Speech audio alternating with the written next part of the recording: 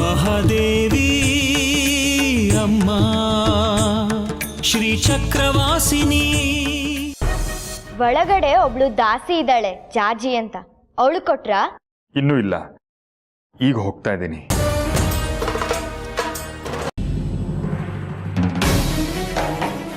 ತಗೋ ಕುಡಿ. ಕುಡಿಬೇಡ ಜಾಜಿ, ದೇವಿಕನ್ನ ಎಂಟ್ಲು ಮಾಡಿದಾಳ. ಅಮ್ಮ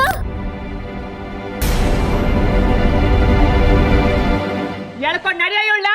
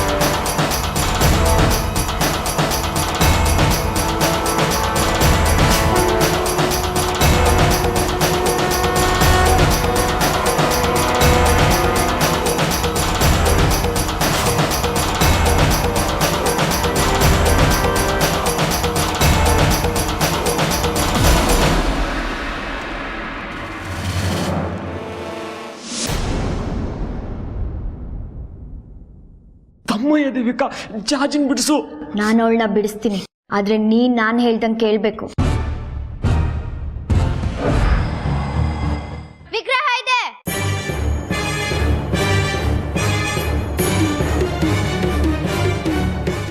ಆ ವಿಗ್ರಹ ನನ್ನ ಹತ್ರ ಇದೆ.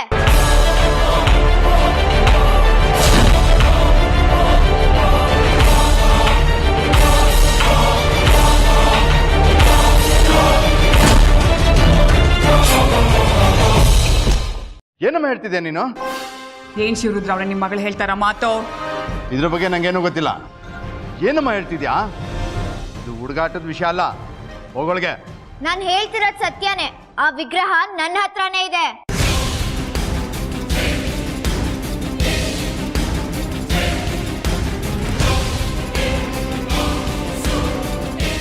ವಿಗ್ರಹನ ನಿನ್ನ ಮಗಳ ಕೈಲಿ ಕೊಟ್ಟು ಮುಚ್ಚಿಕ್ಸಿ ನಂತವನೇ ನಾಟಕ ಆಡ್ತೀಯಾ? ಇದೇ ನೀನ್ ಹೊಸ ಮಸ್ಲತ್ತಾ? ಅವ್ರಿಗೆ ವಿಗ್ರಹ ನನ್ನ ಹತ್ರ ಇರೋ ವಿಷಯ ಗೊತ್ತಿಲ್ಲ. ಅಂದ್ರೆ ಇದಕ್ಕೂ ಅಪ್ಪಂಗೂ ಸಂಬಂಧ ಇಲ್ಲ. ಇದು ನನಗ್ ಮಾತ್ರ ಗೊತ್ತಿರೋ ಸತ್ಯ. ವಿಗ್ರಹನ ನನಗ್ ಕೊಟ್ಟು ಬಿಡು, ಜಾಜಿನ ಬಿಟ್ಟು ಕಳ್ಸಿದ್ರೆ ಆಯ್ತು. ಸಣ್ಣ ಹುಡುಗಿ, ಹುಡುಗಾಟಿಗೆ ವಯಸ್ಸು, ಅವಳ ಮಾತನ್ನ ಗಂಭೀರವಾಗಿ ತಗೋಬೇಡಿ. ಹುಡುಗಾಟ್ಗೆ ನನ್ಗಿಲ್ಲ. ನಾನು ಏನ್ ಮಾತಾಡ್ತಾ ಇದ್ದೀನಿ ಅಂತ ಅರಿವು ನನಗಿದೆ. ನಿನ್ನ ಮಾತನ್ನ ನಂಬೋದಾ? ನಂಬಲೇಬೇಕು. ಆ ವಿಗ್ರಹ ನನ್ನ ವಶದಲ್ಲಿದೆ. ವಿಗ್ರಹ ಎಲ್ಲಿ ಸಿಕ್ತು? ವಿಜಯದಶಮಿ ದಿನ ದಕ್ಷಿಣನಾಥನ್ ಗುಡಿಗೆ ಪೂಜೆಗೆ ಹೋಗಿದ್ದಾಗ ನದಿಗೆ ಇಳಿದಿದ್ದೆ.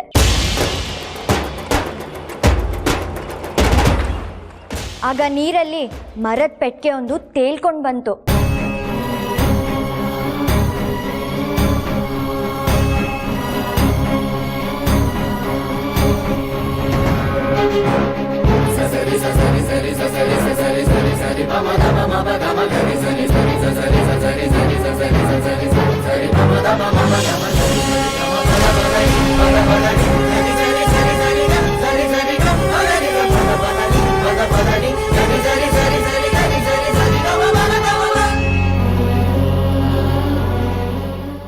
ನಾನು ಕುತೂಹಲದಿಂದ ಆ ಪೆಟ್ಟಿಗೆ ಎತ್ಕೊಂಡು ನೋಡಿದೆ.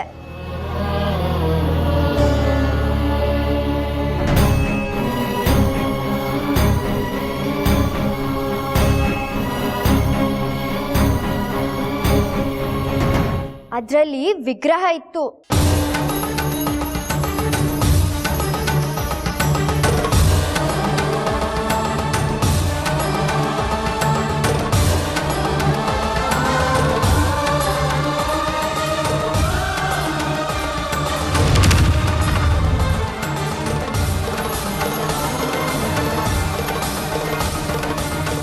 ಅದನ್ನ ನೋಡಿದ ಕೂಡಲೇ ಗೊತ್ತಾಯ್ತು ಇದು ಜಾಜಿ ಹತ್ರ ಇದ್ದಿದ್ದ ಸುಂದ್ರಮ್ಮನ್ ವಿಗ್ರಹನೇ ಅಂತ. ಅದಕ್ಕೋಸ್ಕರ ಎತ್ಕೊಂಡು ಬಂದೆ. ಕೊಟ್ಟು ಬಿಡು ವಿಗ್ರಹನ. ಕೊಡಕ್ ಮುಂಚೆ ನಂದೊಂದು ಷರತ್ತಿದೆ. ಏನದು?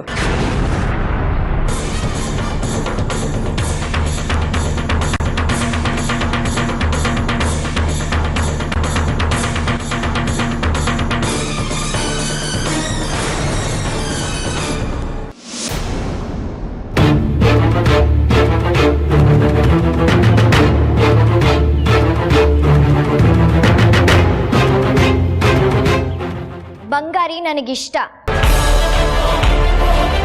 ಬಂಗಾರಿ ನನಗೆ ಬೇಕು.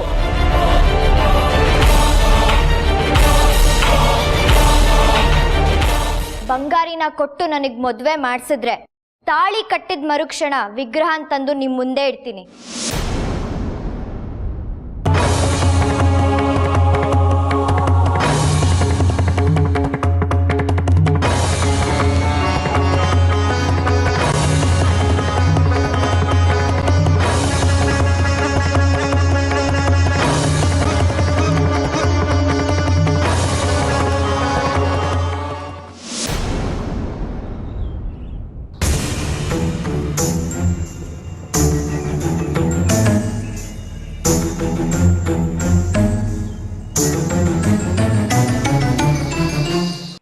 ಎಂಥ ಪರಿಸ್ಥಿತಿ ಬಂತು ನೋಡು.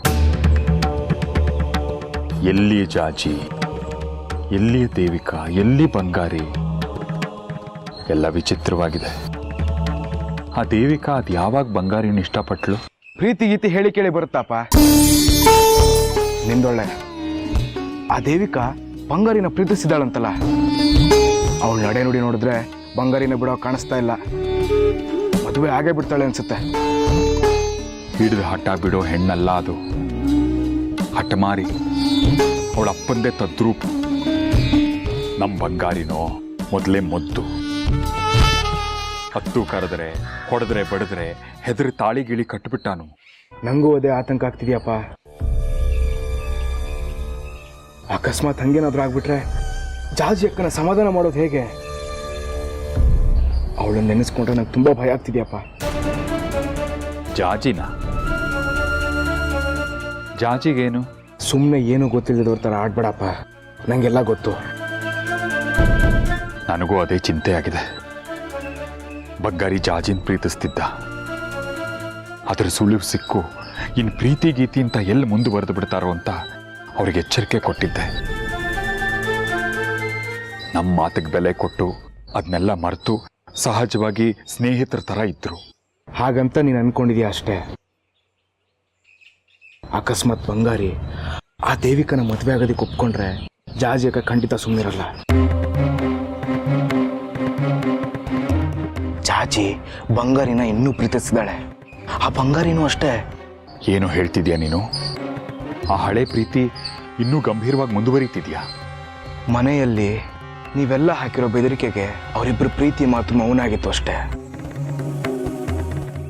ಆದರೆ ಪ್ರೀತಿಯೇನೂ ನಿಂತಿರಲಿಲ್ಲ. ನಮ್ಮ ಯಾರ ಕಣ್ಗೂ ಕಾಣಿಸ್ದ ಹಾಗೆ ಅವ್ರ ಪ್ರೀತಿ ಮುಂದುವರೆದಿತ್ತು. ಇದನ್ನೆಲ್ಲ ನಾನು ಆಗಾಗ ಗಮನಿಸ್ತಾ ಇದ್ದೆಪ್ಪ. ಹೇಗಾದರೂ ಬಂಗಾರಿ ಒಳ್ಳೆ ಹುಡುಗನೆ ಅಂತ ನಾನು ಸುಮ್ಮನೆ ಇದ್ದೆ. ಆದರೆ ಈಗ ಪರಿಸ್ಥಿತಿ ನೋಡಿದ್ರೆ ಕೈ ತಪ್ಪೋ ಥರ ಇದೆಯಪ್ಪ. ಹಾಗೇನಾದರೂ ಬಂಗಾರಿ ನಮ್ಮ ಕೈ ತಪ್ಪು ಹೋಗ್ಬಿಟ್ರೆ ಜಾಜಿ ಅಕ್ಕನ ಸಮಾಧಾನ ಮಾಡೋದು ಹೇಗಪ್ಪ?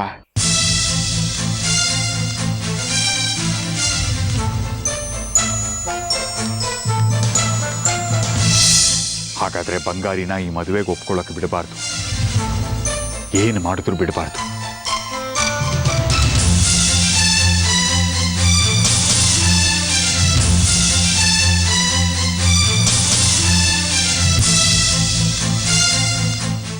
ಎಂಥ ಕೆಲಸ ಮಾಡ್ಬಿಟ್ಟೆ ಮಗಳೇ. ವಿಗ್ರಹ ಸಿಕ್ಕಿರೋ ವಿಷಯ ಯಾಕೆ ನಂಗೆ ಹೇಳಿಲ್ಲ? ಬಂಗಾರಿನ ಮದುವೆ ಆಗಬೇಕು ಅನ್ನೋ ಒಂದು ಸಣ್ಣ ವಿಷಯನ ನನ್ನ ಹತ್ರ ಹೇಳಿದ್ದಿದ್ರೆ ನಾನು ನಡೆಸ್ಕೊಡ್ತಿದ್ನಲ್ಲಮ್ಮ. ನೀನ್ ಹೆಂಗೆ ನನಗೆ ಗೊತ್ತಪ್ಪ. ಹುಟ್ದಾಗ್ಲಿಂದ ನಿನ್ನನ್ನೇ ನೋಡ್ಕೊಂಡು ಬೆಳೆದಿದ್ದೀನಿ ನಾನು.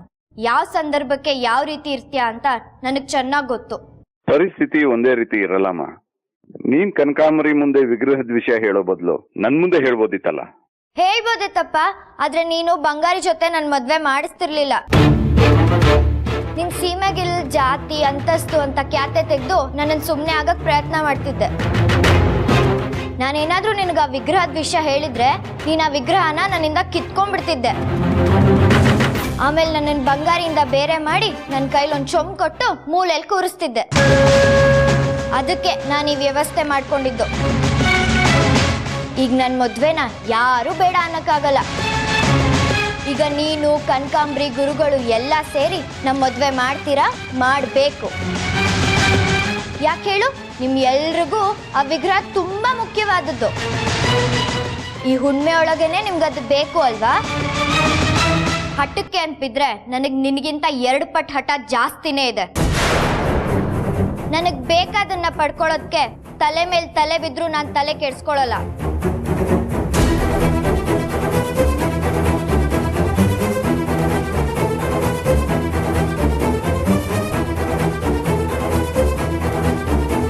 ಏನೋ ಒಪ್ಕೆನ ನಿನಗೆ ಆ ಹುಡುಗಿನ ಕಟ್ಕೊಳಕ್ಕೆ? ಬಾಯ್ ಬಿಟ್ಟು ಮಾತಾಡು, ಇಲ್ದಿದ್ರೆ ನನ್ಗನ್ಸಿದ್ದೀನಿ ಹೇಳ್ತಾ ಹೋಯ್ತೀನಿ, ನೀನು ಒಪ್ಕೊಂತ ಒಯ್ಬೇಕಾಯ್ತದೆ. ನಾನು ಇಷ್ಟು ಮಾತಾಡ್ತಾವ್ನಿ, ನೀನು ತುಟ್ಟು ಪಿಟ್ಟಕ್ಕಂದೆ ನಿಂತಿದೆಯಲ್ಲೋ, ಮಾತಾಡು. ಬಾಯ್ ಬಿಡ ಮುದವಿ. ದೇವಿಕನ ಒಪ್ಕೊಳ್ಳೋ, ಅವಳಾಗವಳೆ ಆಸೆ ಪಟ್ಟವಳೆ. ಎಂಥ ಚೆಂದುಳ್ಳಿ ಚೆಲುವೆ, ಎಂಥ ಶ್ರೀಮಂತನ ಮಗಳು. ತಾನಾಗೆ ಒಲ್ದು ಬಂದಿರೋ ಅದೃಷ್ಟ ಕಣೋ, ಯಾರಿಗುಂಟು ಯಾರಿಗಿಲ್ಲ. ಬಿಡ್ಬೇಡ ಕಣೋ, ಒಪ್ಕೊಳ್ಳೋ. ಅದ್ಯಾವ ಸೀಮೆ ಹುಡುಗನೋ ನೀನು? ಎಲ್ಲಿಂದ ಬಂದೆ? ಆ ಜಾಜಿ ಊರವನಂತೆ? ಚಕ್ರಾಪುರಿ ಅದೇ ತಾನೇ ನಿನ್ನೂರು? ಅಲ್ಲೇ ತಾನೇ ನೀನು ವಾಸ ಮಾಡೋದು? ಜೀವನಕ್ಕೆ ಏನು ಮಾಡ್ಕೊಂಡಿದ್ಯಾ? ನಾನು ಚಕ್ರಾಪುರಿ ತ್ರಿಪುರ ಸುಂದರಿ ಅಮ್ಮನವ್ರ ದೇವಸ್ಥಾನದಲ್ಲಿ ಚಪ್ಪಲಿ ಕಾಯ್ಕೊಂಡಿದ್ದೀನಿ. ಚಪ್ಪಲಿ ಕಾಯ್ತೀಯ ನೀನು? ಇಷ್ಟೊತ್ತು ಗಂಟ ನಿನ್ನ ಹತ್ರ ತಾಳ್ಮೆಯಿಂದ ಮಾತಾಡ್ತಿದ್ನಲ್ಲೋ, ನನ್ನ ಎಕ್ಕಡ ತಗೊಂಡು ನಾನೇ ಹೊಡ್ಕೋಬೇಕು ನೋಡು. ನಿನ್ನ ಚಪ್ಪಲಿನಾದ್ರೂ ಕಾಯಿ, ಕೂರಿನಾದ್ರೂ ಮೇಯ್ಸು, ನನಗೂ ಅದಕ್ಕೂ ಸಂಬಂಧ ಇಲ್ಲ. ನನಗ ಇಗ್ರ ಬೇಕು, ನೀನು ಅದಕ್ಕೆ ದೇವಿಕನ ಮದುವೆ ಆಯ್ತೀಯ ಅಷ್ಟೇ. ಅಷ್ಟಕ್ಕೂ ಶಿವರುದ್ರಂತವಿರೋ ಆಸ್ತಿ ಬೆಲೆ ಎಷ್ಟು ಗೊತ್ತಾ ನಿನಗೆ? ಹತ್ತತ್ರ ನಂತವಿರೋ ಅಷ್ಟೇ ಆಸ್ತಿ ಅವನು ಐತೆ. ಅಂಥ ಶ್ರೀಮಂತ ಅವನು. ನೀನು ಮನಸ್ಸು ಮಾಡಿದ್ರೆ ಆ ಆಸ್ತಿಗೆಲ್ಲ ನೀನೇ ಒಡೆಯ ಆಯ್ತ್ಯ. ಅವನಿಗಿರೋದು ಒಬ್ಳೇ ಮಗಳು. ಯೋಚನೆ ಮಾಡು. ಹ್ಞೂ ಅನ್ನೋ. ಓನಲೆ ನಾಯಿ. ರಾಜೇಶ, ಬಂಗಾರಿನ ನಾನು ಒಪ್ಸಿದ್ದೀನಿ. ಅವನು ಅಂದವನೇ. ಹೋಗಿ ಶಿವರುದ್ರಂಗೆ ಹೇಳು ಮದುವೆ ಏರ್ಪಾಟ್ ಮಾಡ್ಕೊಳ್ಬೇಕಂತೆ ಅಂತ.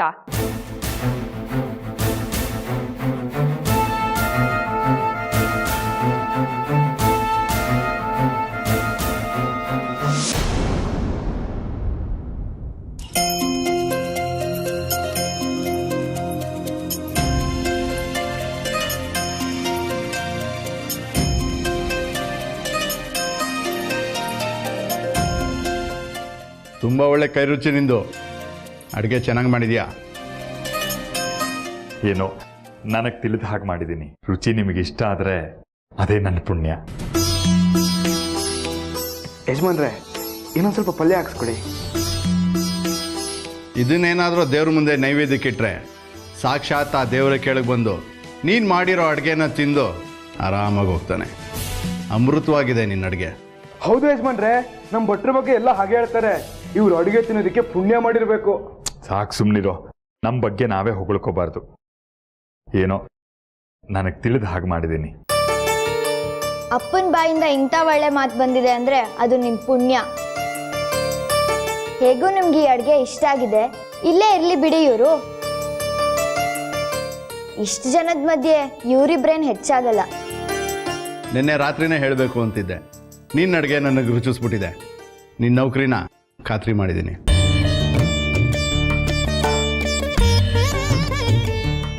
ನೀವಿಬ್ರು ಇನ್ಮೇಲೆ ಇಲ್ಲೇ ಉಳ್ಕೊಂಡು ಪಾಕಶಾಲೆ ಉಸ್ತುವಾರಿ ನೋಡ್ಕೊಳ್ಳಿ. ಆಯಿತು ಸ್ವಾಮಿ, ಉಪಕಾರವಾಯಿತು. ಆದ್ರೇನಾದರೂ ಹೆಚ್ಚು ಕಮ್ಮಿ ಆಯಿತು ಅಂದರೆ ತಲೆ ಉರುಳುತ್ತೆ. ನೀವಿರೋದು ಈ ಶಿವರುದ್ರ ಮನೇಲಂತ ನೆನಪಿರಲಿ. ಯಜಮಾನ್ರೆ, ಬಂಗಾರಿನ ಮದುವೆಗೆ ಒಪ್ಸಿದಾರಂತೆ ಕನಕಾಂಬರಿ ದೇವಿಯವರು. ನೀವು ಮದುವೆ ಸಿದ್ಧತೆ ಮಾಡ್ಕೋಬೇಕಂತೆ.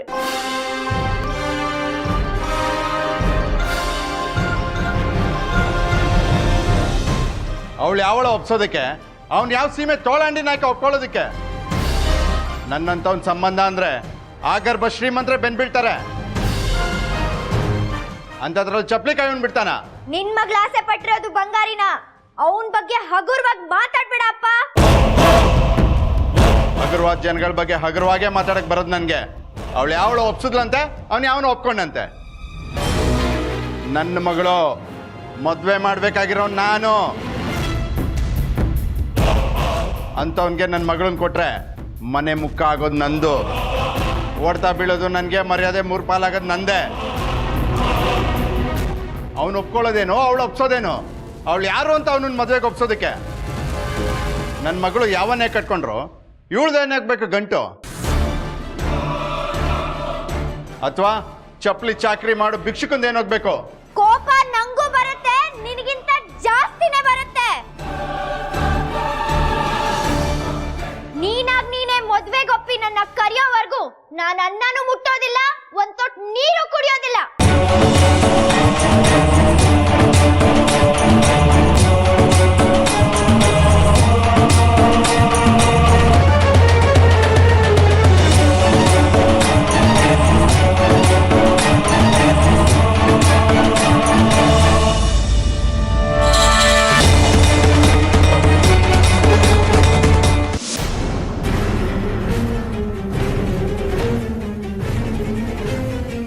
ಮಣಿಕಂಠ, ಯಾಕೆ ಇಷ್ಟು ಆತುರದಲ್ಲಿ ಓಡ್ ಬರ್ತಾ ಇದೆಯಾ? ಆ ಸುದ್ದಿ ತಿಳಿದ ಮೇಲೆ ನಂಗೆ ಅಲ್ಲಿ ಇರೋಕ್ಕಾಗಲಿಲ್ಲ, ಅದಕ್ಕೆ ಓಡ್ ಬಂದೆ. ಆ ಸುದ್ದಿ ನೀವೇನಾದ್ರು ಕೇಳಿದ್ರೆ ನೀವು ನನಗೆ ಗಾಬರಿ ಆಗ್ಬಿಡ್ತೀರಾ ಅಷ್ಟೇ. ಅಂದ್ರೆ ಅದೇನು ಹೇಳಬೇಕು ಅಂತ ಇದೆಯೋ ನೇರವಾಗಿ ಹೇಳು. ಊರೆಲ್ಲ ಸುತ್ತಾಡಿ ಒಂದು ಹೊಸ ಸಮಾಚಾರನ ಸಂಗ್ರಹಿಸಿ ತಂದಿದ್ದೀನಿ.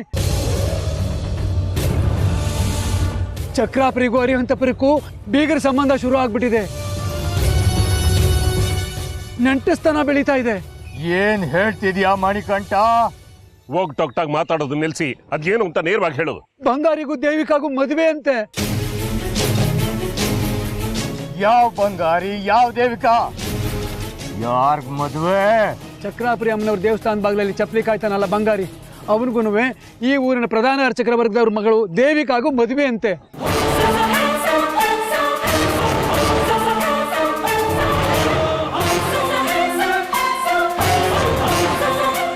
ಅದೇನೋ ಹುಡುಗಿ ಇವನನ್ನ ಕಂಡ್ರೆ ಬಹಳ ಇಷ್ಟಪಡ್ತಿದ್ದಾಳಂತೆ, ಇವನು ಒಪ್ಕೊಂಡಿದ್ದಾನಂತೆ. ಹಾಗಾಗಿ ಎಲ್ಲರೂ ಸೇರಿ ಇಬ್ರಿಗೂ ಮದುವೆ ಮಾಡ್ತಿದ್ದಾರೆ. ಆದ್ರೆ ಅವನು ಜಾಜಿ ಜೊತೆ ಸುತ್ತಾಡ್ತಾ ಇದ್ನಲ್ಲ, ಶ್ರೀಮಂತಿಗೆ ನೋಡಿ ಬಲೆಗೆ ಬಿದ್ದ ಅನ್ಸುತ್ತೆ. ಅದೇನೋ ಸಹಜನೇ. ಹಣ ಕಂಡ್ರೆ ಹೆಣಾನು ಬಾಯ್ ಬಿಡುತ್ತಂತೆ. ಇನ್ನೀ ಬಂಗಾರಿ ಯಾವ ಲೆಕ್ಕ? ನಾವು ಹುಷಾರಾಗಿರ್ಬೇಕು. ಪೆದ್ದಂತರ ಇರ್ತಾನೆ, ಆದ್ರೂ ಬಹಳ ಅಪಾಯಕಾರಿ. ಅದೇನೋ ನಿಜ, ನೋಡ್ದಷ್ಟು ಸುಲಭ ಅಲ್ಲ. ಈಗ ಬೇರೆ ಶ್ರೀಮಂತರ ಹುಡುಗಿನೇ ಲಪ್ಟಾಯಿಸ್ಬಿಟ್ಟಿದ್ದಾನೆ. ಈ ಹಂತಕ್ಕೆ ಹೇಗೆ ಹೋಗ್ಬಿಟ್ಟ ಅವನು? ಹಿಂದೆ ನನ್ನನ್ನೇ ಕೊಲೆ ಮಾಡೋದಕ್ಕೆ ಪ್ರಯತ್ನಪಟ್ಟ. ಈಗಲೂ ನನ್ನ ಮೇಲೆ ಸಿಟ್ಟಿದೆ ಅವನಿಗೆ. ಅವನೇನಾದರೂ ಈ ಊರಿನ ಅಳಿಯ ಆಗ್ಬಿಟ್ರೆ ನಮ್ಮನ್ನಂತೂ ಇಲ್ಲಿರೋದು ಬಿಡಲ್ಲ. ಈ ಊರಲ್ಲಿ ನಾವು ತಲೆ ಎತ್ತದಾಗ ಮಾಡ್ಬಿಡ್ತಾನೆ.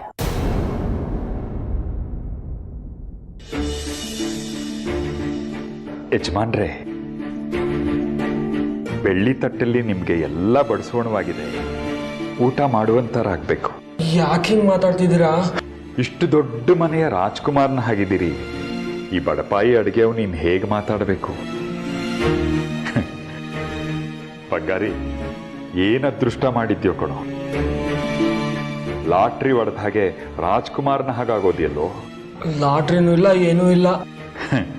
ಕಳೆದ ಸಾರ್ತಿ ತಾವು ಅರಿಹಂತಪುರಕ್ಕೆ ಬಂದಾಗ ಆ ದೇವಿಕಾ ರಾಣಿಯವರ ಮೇಲೆ ಮಾಡಿದ ಜಾದು ಅನ್ಸುತ್ತೆ, ಅದರ ಪ್ರತಿಫಲ ಇದು. ಎಂಥ ಅದೃಷ್ಟ ಹೊಡ್ಕೊಂಡು ಬಂದಿದೆ ನೋಡಿ. 25 ವರ್ಷ ಆದ್ಮೇಲೆ ತಮಗೆ ರಾಜಯೋಗ ಅಂತ ತಮ್ಮ ಜಾತಕದಲ್ಲಿ ಬರ್ದಿತ್ತೋ ಏನೋ. ನನಗೆ ಯಾವ ಜಾತಕ? ಚಪ್ಲಿ ಕಾಯೋ ಬಂಗಾರಿ ಈಗ ರಾಜ್ಕುಮಾರನ ಹಾಗೆ ನನ್ನ ಕೈಲಿ ಸೇವೆ ಮಾಡಿಸ್ಕೊಳ್ಳೋ ಹಾಗಾಗಿದೆ. ಅಮ್ಮನವ್ರಿಗೆ ಪ್ರಸಾದ ಮಾಡ್ತಿದ್ದ ಕೈಲಿ ತಮಗಿಷ್ಟ ಆಗೋ ವ್ಯಂಜನನ ಬಡಿಸೋ ಹಾಗಾಗಿದೆ.